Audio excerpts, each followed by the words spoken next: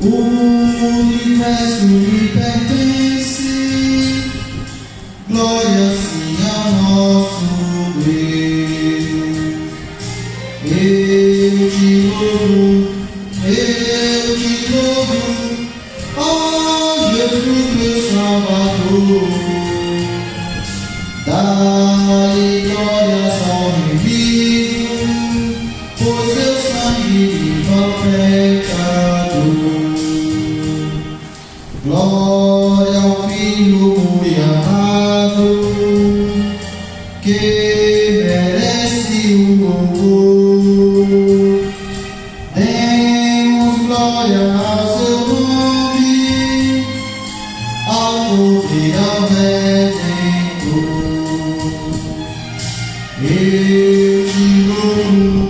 Eu te louvo, ó Jesus meu Salvador. Dá-lhe glórias ao remido, pois seu sangue limpa o pecador. Demos nós ao Santo Espírito mil louvores por seu nome. Por sua graça tão imensa, glória a Ele é bom. Eu te louvo, ó Jesus meu Salvador. Dá-lhe glórias ao remido, pois seu sangue limpa o pecador. Estou bem longe, cansado estou. Eu tenho de Jesus saudade, ó quando é que eu vou. Passarinhos, belas flores, querem me cantar. São pastéis e esplendores, mas com o meu lar. Jesus me deu a sua promessa, vem buscar. Meu coração está com pressa, eu quero já voar.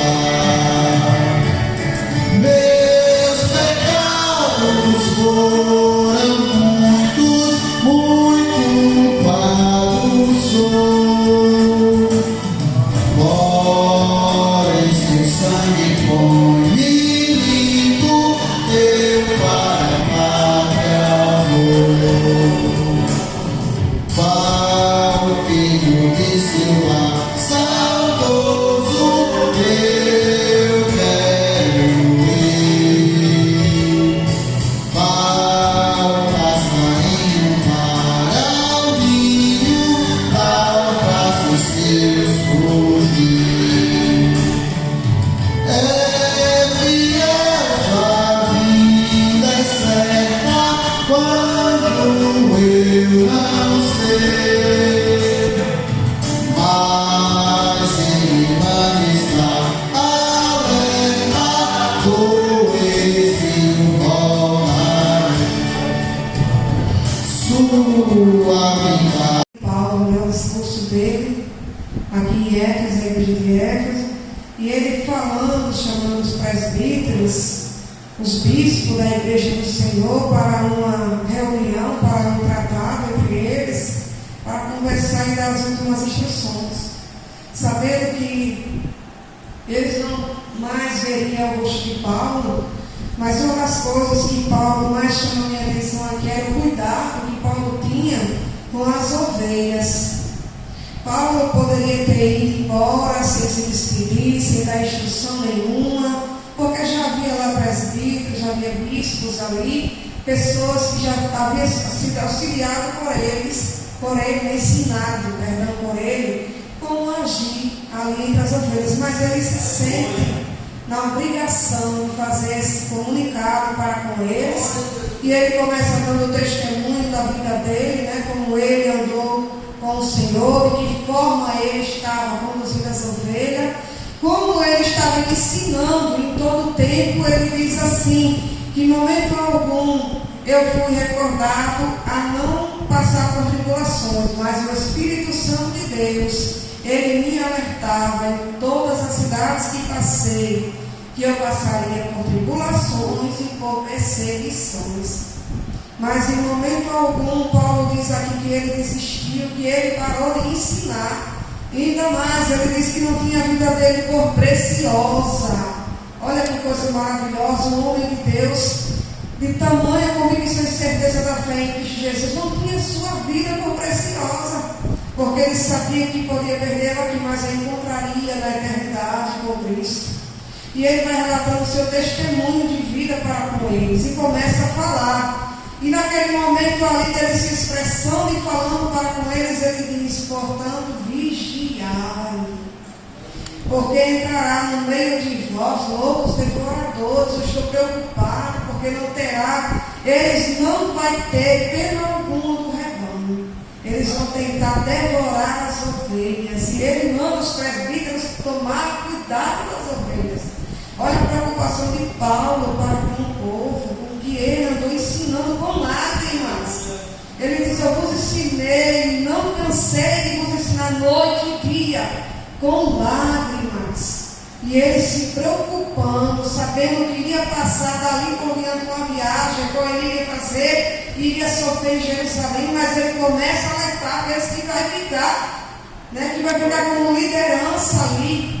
Olhe para vós mesmos e tenha um olhar atencioso para com as ovelhas, porque entrarão lobos devoradores e também no meio deles surgirão pessoas que falarão coisas vãs, atraindo aqueles que já estão ali dentro para seguir eles.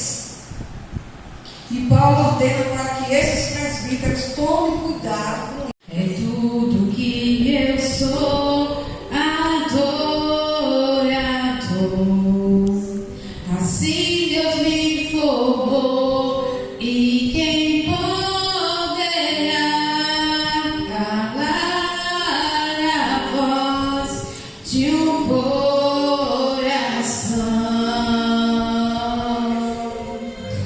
Se eu subir aos céus, eu sei que lá está. Se eu mergulhar no mais profundo mar, nunca poderei me ausentar do teu olhar. Tu és o Deus que me sondas, tu és o Deus que me vê. Não tenho todas as respostas, mas de uma coisa eu sei, por toda a minha vida te adorarei. Adorar é o que sei, adorar é o que sou, nada pode calar um adorador. Não existem visões que contenham a voz de quem te adora, Senhor. Adorar é o que sei, adorar é o que sou, nada pode calar um adorador. Amigos se esqueceram de mim, chorei, mas percebi, dá pra viver. Já vi o alimento faltar e posso afirmar, dá pra viver. Eu vi a porta não se abrir, doeu, mas percebi, dá pra viver. Eu sei que tudo isso é importante, todo mundo busca quem tem muitos amigos, fartura na mesa, portas abertas, qualquer um amigo. Eu sei que é essencial, mas sempre falta, consigo suportar. Mas sem tua presença, Deus, não dá. Eu consigo viver longe da fama, eu consigo viver sem essa honra, mas sem Deus não dá, mas sem Deus não dá. Dá pra sobreviver sem ter amigos e enfrentar a dor de um excluído, mas sem Deus não dá, mas sem Deus não dá. Eu consigo viver sem os aplausos, eu consigo viver longe dos palcos, mas sem Deus não dá, mas sem Deus não dá. Eu aprendi que tudo é passageiro, eu já sobrevivi sem ter dinheiro, mas sem Deus não dá, mas sem Deus não dá, não dá, Glória a Deus. não dá.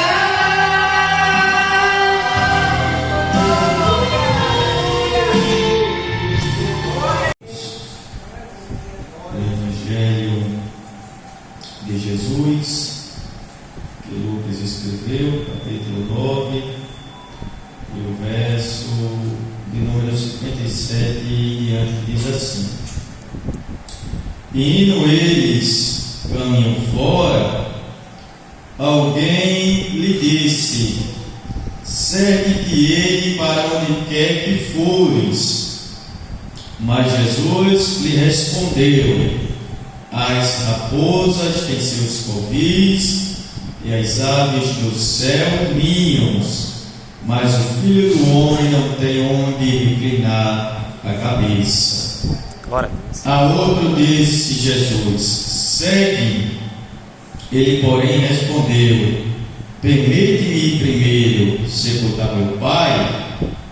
Mas Jesus insistiu: Deixa os mortos sepultar os seus próprios mortos. Tu, porém, vai e prega o reino de Deus. Glória a Deus. Outro lhe disse: Segue-te-ei, Senhor, mas deixa primeiro despedir-me dos da minha casa.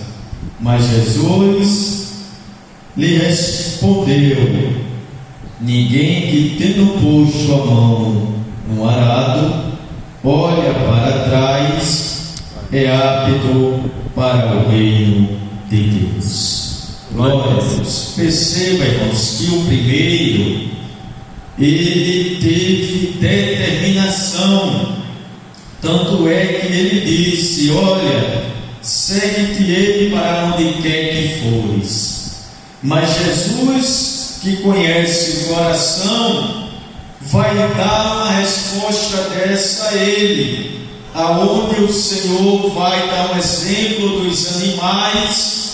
Subentende-se que este homem que estava determinado, ele não ia ter tanta determinação quando chegassem as provações e as lutas da vida, simbolizando a raposa, simbolizando as aves do ninho. Então o homem tinha determinação, mas pela resposta de Jesus, a qual representava os animais dando uma resposta a ele, Jesus sabia que quando chegasse o momento das lutas, das dificuldades, ele, por mais determinado que fosse, não iria até o fim. Perceba que Jesus, no verso de número 59, ele disse para um: olha, segue-me. Mas perceba que o homem estava tão preocupado com aquela pessoa que havia morrido, que era seu pai, e queria fazer um sepultamento digno.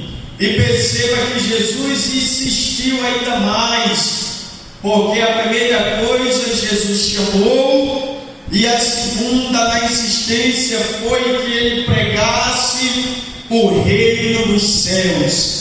E perceba que ele, preocupado com os que estavam em sua casa, porque ele havia perdido seu pai, é como se ele estivesse dando um pretexto. Porque muitas das vezes Cristo, ele nos chama, mas muitas das vezes alguns pretextos aparecem, algumas coisas vêm em nossa vida, que às vezes a gente quer escapar da responsabilidade. Perceba que foi determinação, mas não estava com o coração voltado. Porém Jesus vai dizer para o outro: olha, segue-me, insiste com ele, diz a ele o que deve ser feito, como o nosso Tiago falou. Jesus foi bem enfático: olha, vai e pregue o reino dos céus.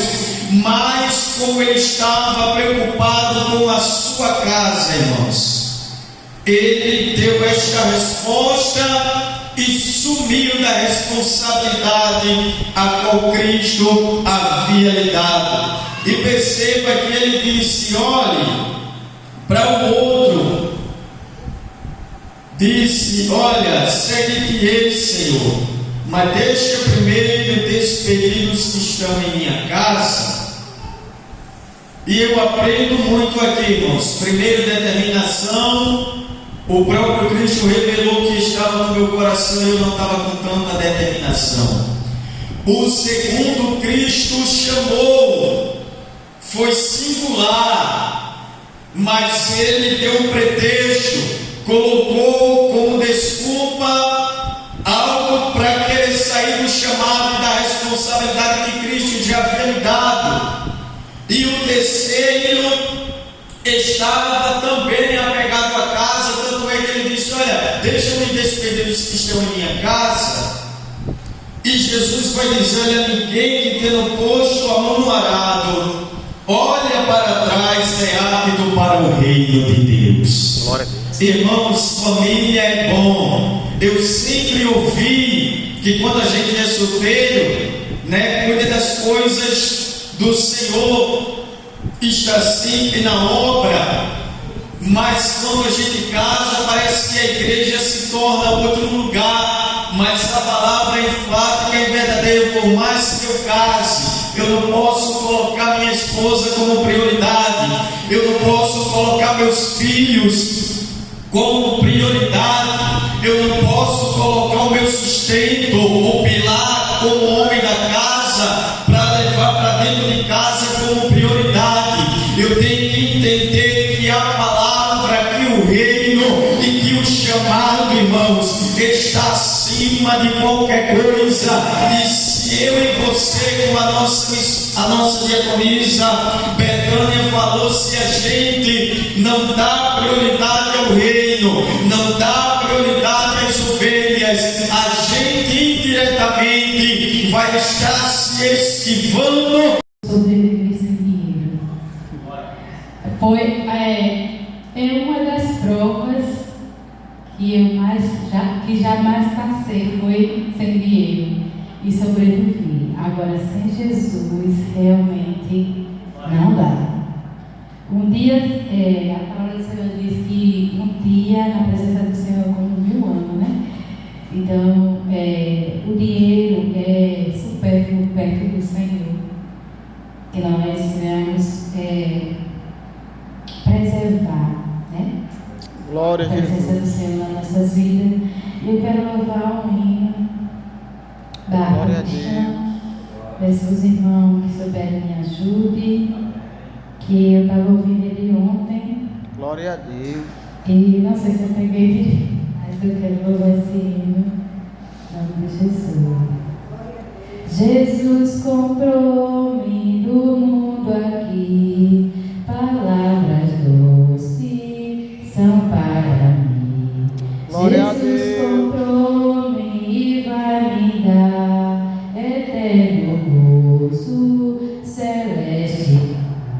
Jesus comprou-me e vai me dar eterno gozo celestial. Jesus comprou-me da escravidão, a paz eu gozo por seu perdão. Sou desprezado um pouco aqui, mas eu espero gozar ali. Sou desprezado um pouco aqui, mas eu espero gozar ali. Jesus comprou-me e eu fiquei pra sempre livre da dura lei. Agora espero dele vir, pra que me leve ao seu fim. Agora espero até ele vir, pra que me leve ao seu fim. Ouve-te, amigo, e junto a nós, ouve depressa do céu a voz. O que demora não chegará, porque se perde e morrerá. O que demora não chegará, porque se perde e morrerá.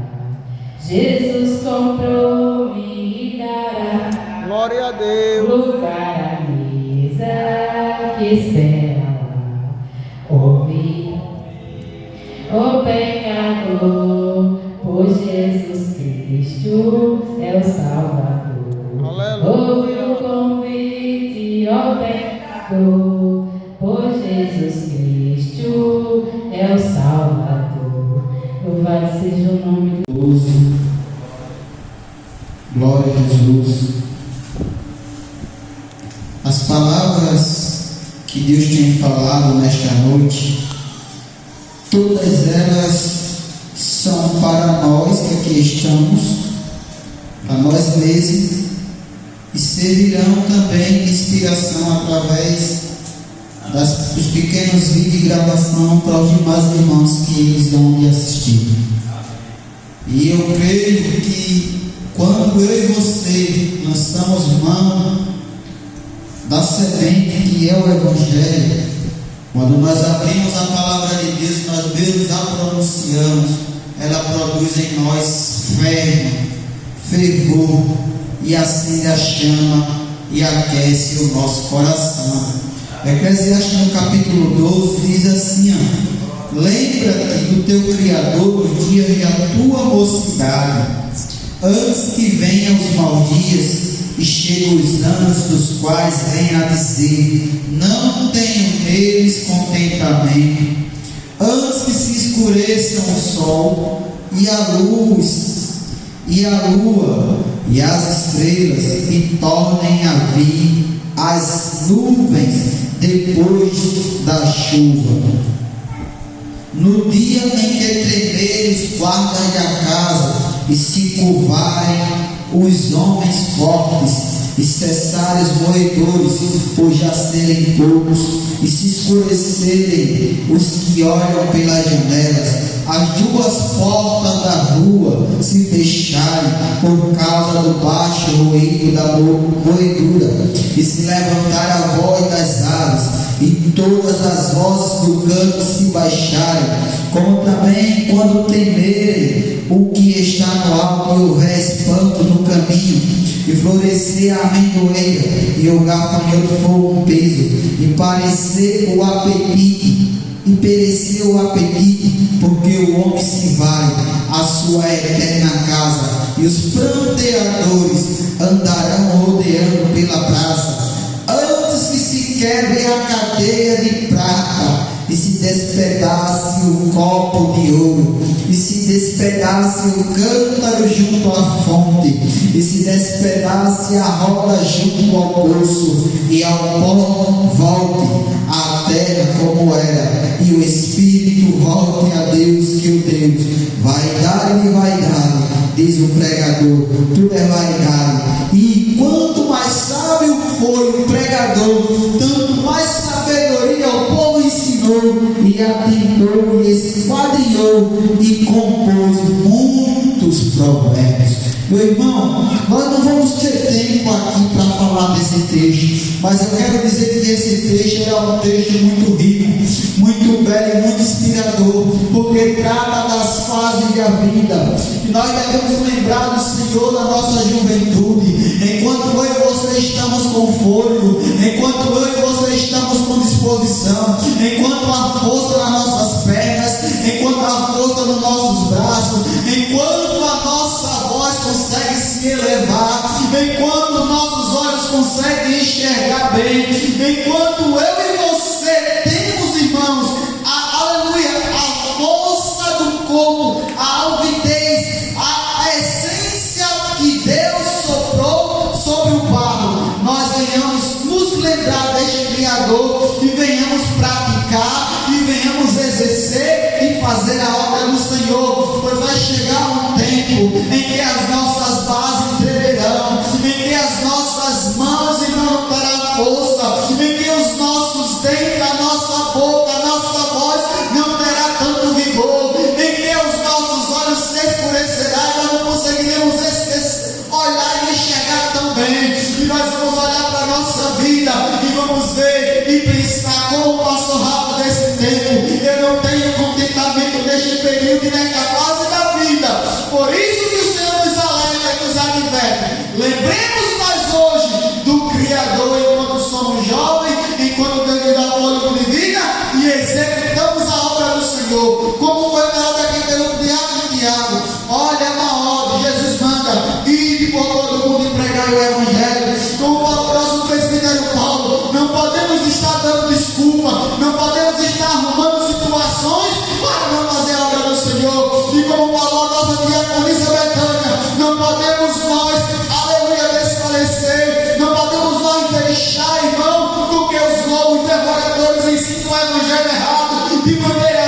fácil, que não venha, de maneira que venha distorcer o Evangelho, para que essas vidas venham a perecer, e nós como servos do Senhor, como presbíteros, como aqueles que somos escolhidos e chamados, devemos ensinar a verdade, o Evangelho, a palavra do Senhor, pois o povo tem sede e fome, e é fome e sede e conhecimento da palavra do Evangelho. Como disse ela bem, não nos cansamos de repetir, mesmo que seja a mesma palavra, o mesmo Evangelho, ele não muda. Devemos sempre pregar, irmão, e lembrando sempre do dia do nosso Criador e do dia da nossa mocidade, usando o nosso vigor, usando aquilo que Deus tem nos dado, saúde e força, para executar a obra do nosso Senhor Jesus Cristo. Perceba que o autor, eu aprendi muito neste livro, terminei de ler ele, aleluia, estou no pré-cântico, e eu chego aqui e declaro com uma